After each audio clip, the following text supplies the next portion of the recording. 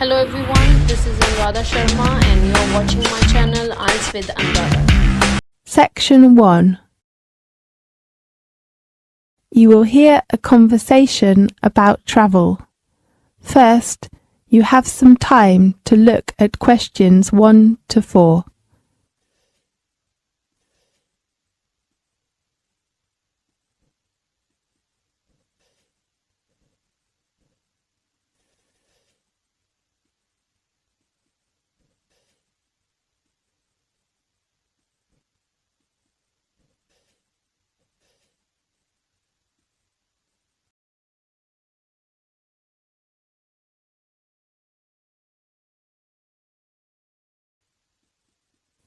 You will see there is an example that has been done for you.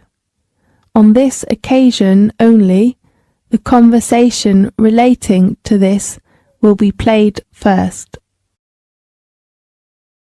Good afternoon, the Australia Travel Agency. How can I help you? Good afternoon. I'd like to know some information about trips to different resorts. Okay, can you tell me your details first? Of course. What's your occupation? I'm a first-year student. Are you an Australian? No, I'm from New York. So you are American? Yes. The nationality of the student is American, so American has been written in the space. Now we shall begin. You should answer the questions as you listen, because you will not hear the recording a second time. Listen carefully and answer questions 1 to 4. Good afternoon, the Australia Travel Agency. How can I help you? Good afternoon. I'd like to know some information about trips to different resorts. Okay, can you tell me some of your details first? Of course. What's your occupation?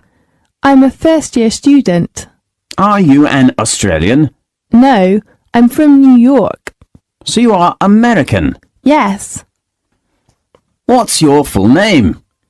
My name is Ariel Lee. Tell me your contact number, please.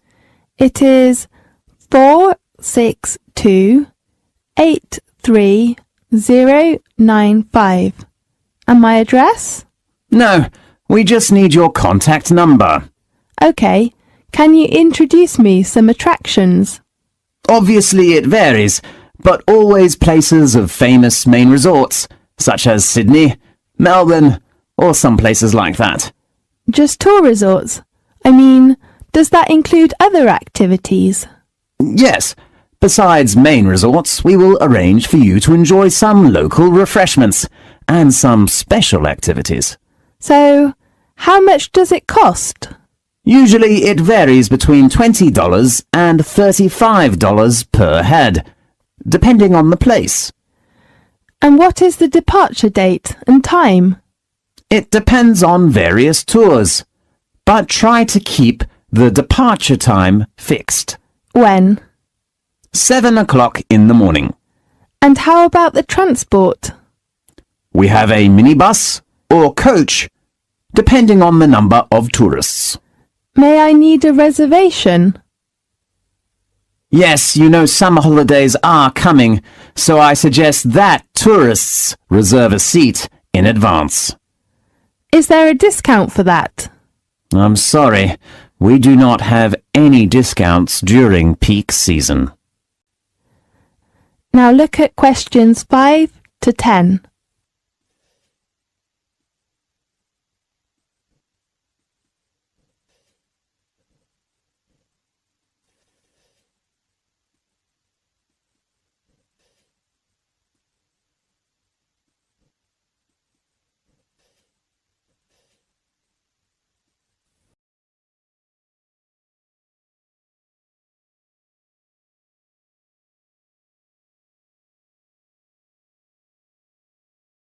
Now listen carefully and answer questions 5 to 10.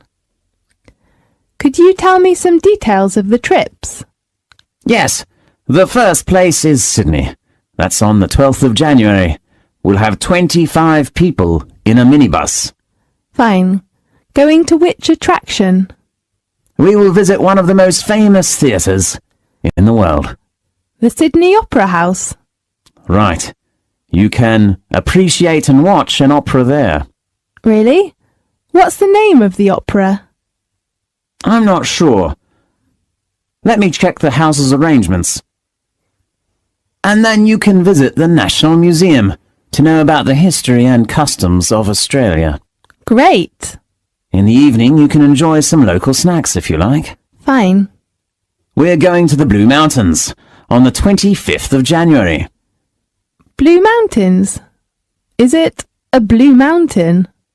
The mountain got its name for blue fog.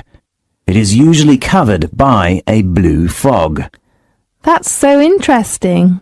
Yes, it is a popular place for young men because they are so cool, and you can enjoy lots of sports there, such as rock climbing, bushwalking, and bird watching. How many people will go there together? You will take a coach that has about 30 seats. Fine. And the next place is Melbourne on the 10th of February, with about 20 people in a minibus. What's the resort? You could appreciate the famous Melbourne Church, and maybe you might have a chance to attend a local exhibition, if they hold it as usual. Fine. Do you have some tours to the beach? Yes. One of the most famous coral reefs in the world is the Great Barrier Reef, and we have arranged that on the 23rd of February. I'm looking forward to visiting there. Yes, many people like there. There are some interesting water sports, such as diving, swimming in the water, or just taking a photo of coral. Great. I guess there will be many people. Yes, but our coach is only for 30 people altogether. That's so great. Can you book a seat for me now? Yes, and I will confirm your reference number later by telephone, okay? Right. Thank you very much. You're welcome. I hope you enjoy the trip. This is the end of section 1. You now have half a minute to check your answers.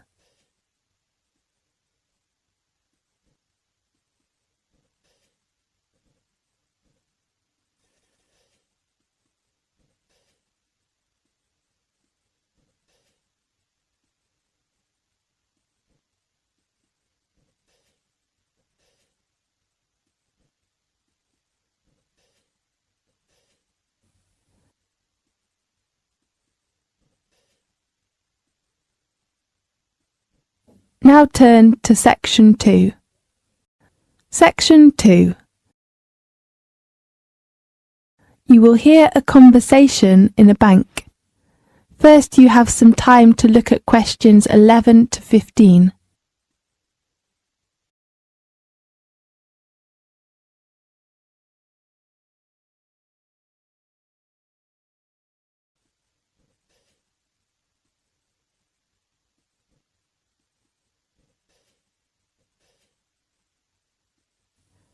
Now listen carefully and answer questions 11 to 15. Good morning. I'd like to open a bank account, please. Good morning. What kind of account do you want to open? I'm not sure.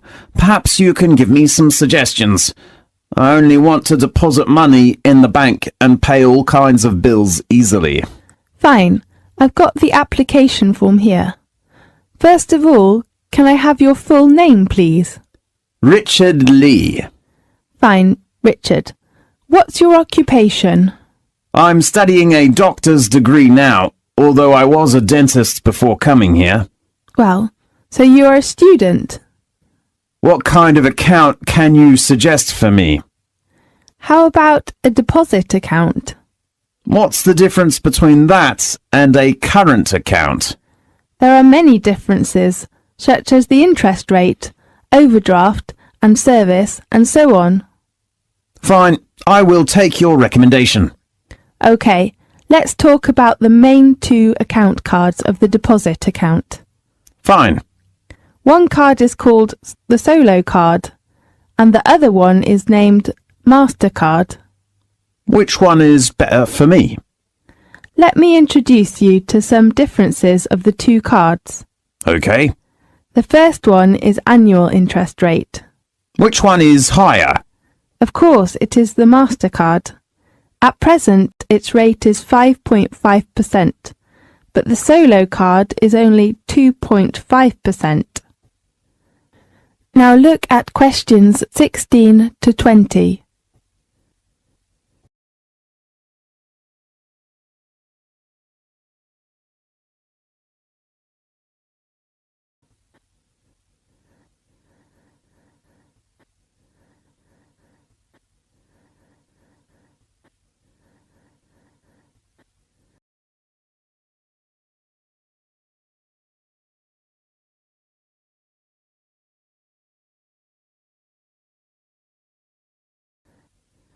Now listen carefully and answer questions 16 to 20.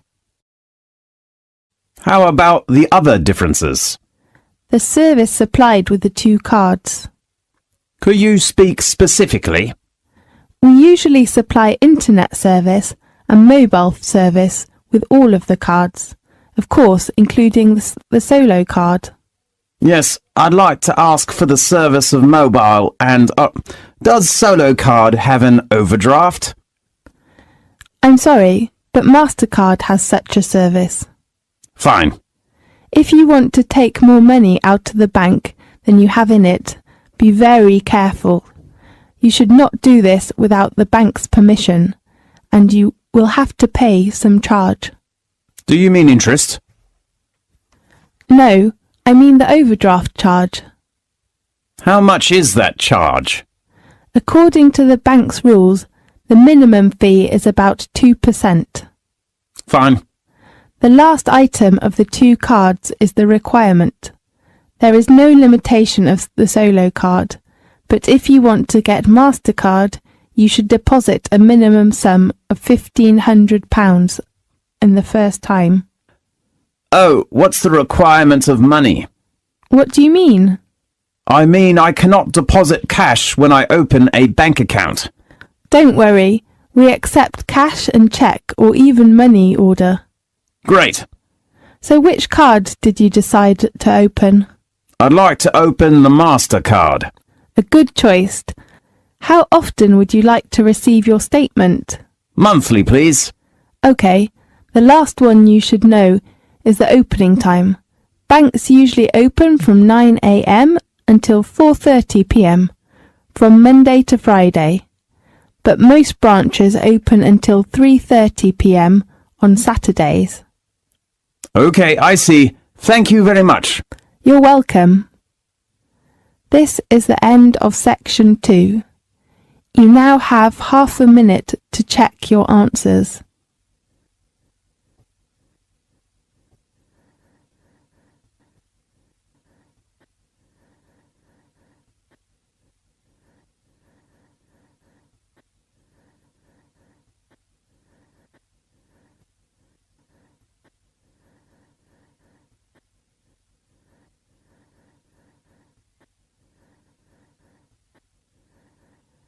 Now turn to section 3. Section 3. You will hear a conversation between a student and her tutor about the assignment. First, you have some time to look at questions 21 to 24.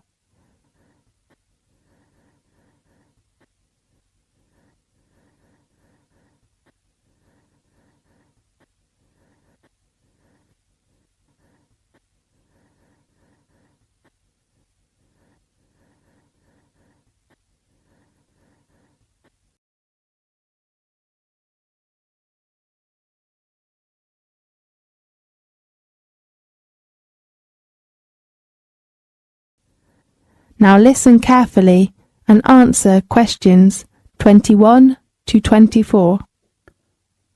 Good morning. Oh, it's just hit 12. Good morning, Miss Potter. May I come in?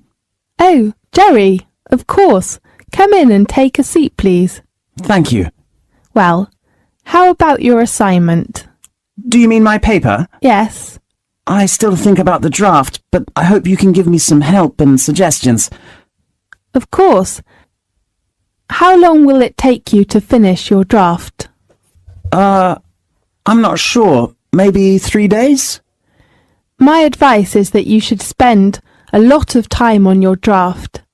As you know, a good beginning is very important for a paper. A good draft can help you outline your paper and even benefit your argument.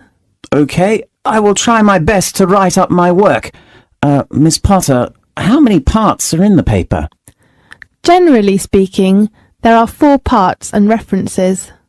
So there are 5 parts. Right. Contents, introduction, main body. And conclusion? Yes, and a bibliography. So how about the word limitation of my paper? According to the requirements, you have to write at least 3,000 words and not over 5,000. Okay, 3 to 5,000. Right. How about your research? I haven't begun to do the research. Why? Because I'm not sure about the research method. I cannot decide to use which one now. I remember I suggested you to use the method of interview. Yes, but I think maybe questionnaire is better for my work. Really? Tell me your reason. I have to spend some time of the day on a part-time job, so I think maybe a questionnaire is a good way to collect the data that I need. Fine. Oh, do you search resources or data from the internet? Yes, I think it's a good way to collect data, and as you know, it can help save lots of time. Jerry, in fact, many students do most of their research on the internet. You might think that it is an easier way to get resources, but most data are from highly unreliable resources, so be critical. Okay, I will pay attention to that. Now look at questions 25 to 30.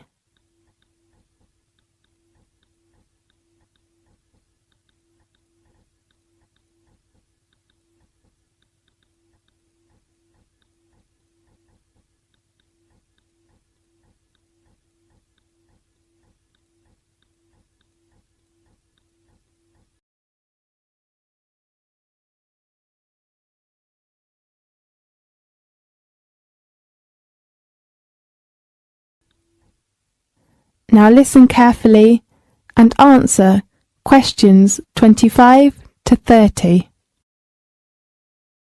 Then, there are some things you should consider when you write the paper. Okay. Be careful with your references and quotations, and do not share other people's work. You should write clearly about reference books, and do not forget to acknowledge the original writers. Otherwise, you will be failed for plagiarism. Okay, I've got it. The other point is... Deadline? No, deadline is the date of handing in your work. You'd better hand it in on time. But if you have a reasonable excuse, you can ask for an extension. Fine. Sorry to interrupt you. That's okay. The other point you should pay attention to is your research data. Okay, I will write them clearly. Oh, Miss Potter, could you recommend to me some good reference books about the topic of my paper?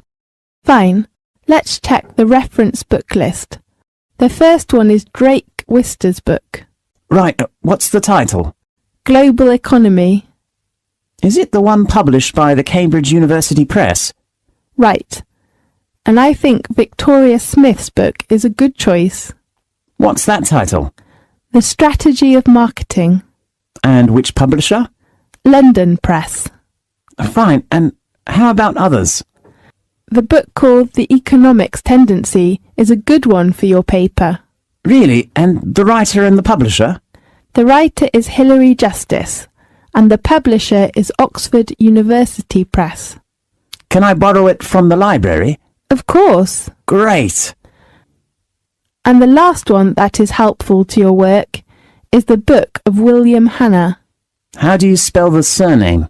Hanna. Okay, and the title of this book? Business Management, published by Cambridge University Press. Okay, but you cannot borrow the book from the library. Why? Because it belongs to the closed reserve. You have to read it in the library. OK, thank you very much.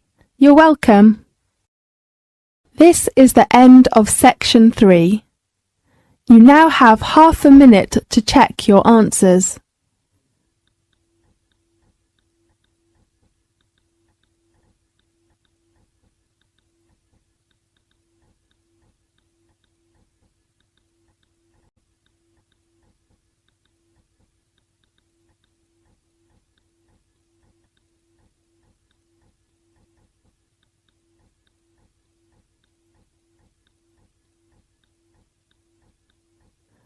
Now turn to section 4.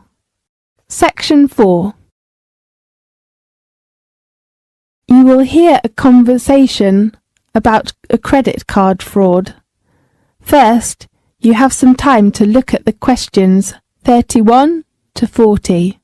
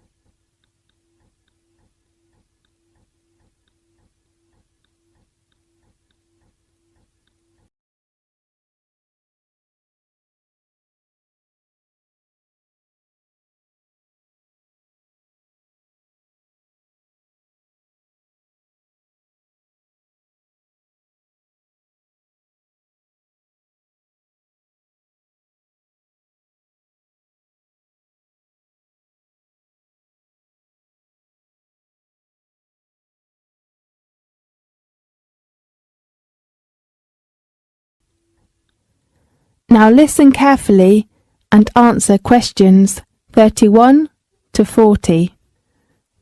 Hello. In today's programme, we have invited Ken Farrow, Head of Financial Crime at Lloyds TSB, to introduce some information about credit card fraud. Welcome, Farrow. Thanks, Catherine. Has a chip and PIN given new chances for thieves to steal the details of our credit cards? Maybe. In the past, there has been typically 50,000 or 60,000 ATMs in the UK where people's PIN could be collected, and now there's hundreds of thousands of points of sales terminals. It's a fraud where criminals capture details and then make a magnetic stripe card copy. How easy is it to do this? One way is to modify a terminal, so that's what's happening often in the past with cash machines. The same can be done for chip and PIN terminals. The other way is to replace it with an entire counterfeit. There have been incidences in America and in Europe with entire fake ATMs being set up. The last way is to set up a concealed camera and have somebody using sleight of hand to swipe your card through another machine so that you don't even need to modify the main machine. If someone decided to set up a little device to modify one of these handheld PIN pads, how easy would that be to do? Usually it wouldn't be technically too hard. You just need about £100 to prepare for some equipment and raw parts. But it would take some engineering time and effort. The terminals themselves have a function of tamper resistance. If you try to open the casing, the machines will shut down and make them inoperative. But there's only so much they can do against a persistent attacker, compared with an ATM. Well, once a card is copied and the PIN is obtained, crooks can make a fake card and use the PIN to withdraw money. Do all cash machines accept these cards in the UK? Cash machines in the UK may not accept these cards, but many machines abroad will. Why? It depends on our radar. We can obviously know what they are doing while criminals can't break the chip at the moment. So what they're doing is to use the old method to skim the magnetic strips on the cards. However, they've realized that they cannot succeed in the UK, so they go on to the continent and to other countries in the Far East and use them where ATMs are not secured for chip use. Right. So they can take the old style card and use it abroad and get the cash out more easily. That's right. There is a magnetic strip attached to the card for customers who are travelling. So what are you doing about this increase of use in foreign cash machines of cards that have been stolen here? What we're doing is to gradually extend our security blanket. That means we will monitor the card usage, whether it's in the UK or abroad.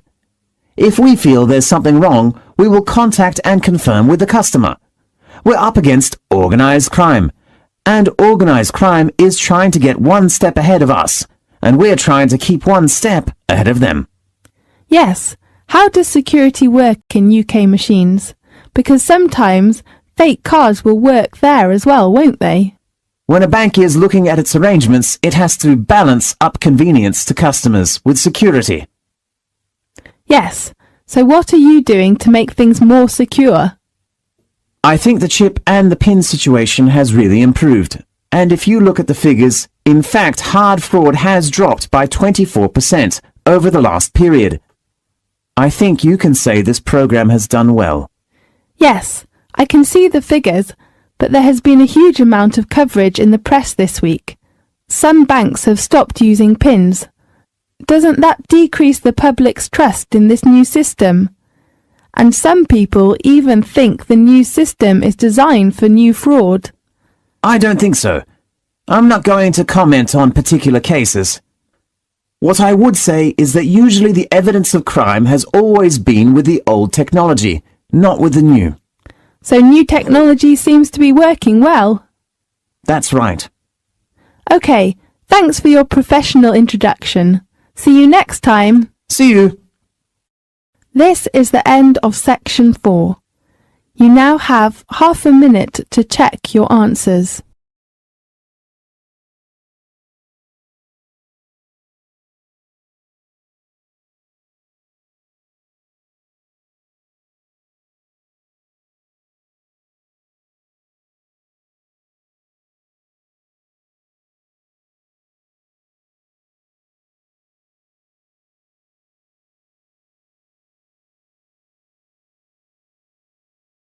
Thank you for watching and stay tuned for more videos.